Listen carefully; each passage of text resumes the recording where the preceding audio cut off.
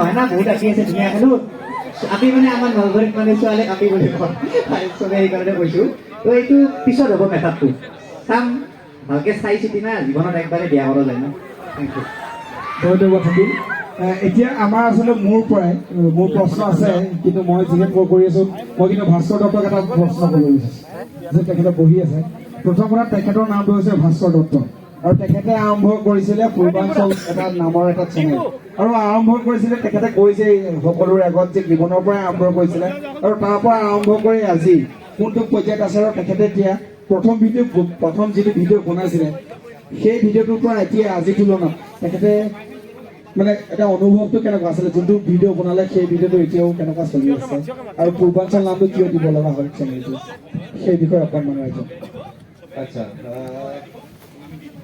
জীৱনত আৰম্ভ পূৰ্বাঞ্চল নহয় হিন্দী চেনেল এটা আছিল সাপ্তাহিক সূতাহোঁ বুলি কৈ খুব গালি পাৰে মানুহে তাৰপিছত তেনেকৈ চলালোঁ তেতিয়া গম পোৱা নাছিলোঁ যে অসমত ইউটিউব চলিব বুলি দুদিনমানৰ পিছত দিনটোও দেখিলোঁ আৰু ইয়াৰ ভিডিঅ'বোৰ খুব চলে তাৰপিছত মই ভাবিবলৈ আৰম্ভ কৰিলোঁ একদম সঁচা কথা কৈছোঁ পূৰ্বাঞ্চল নামটো মই লেখিং কৰিব বিচাৰি আৰু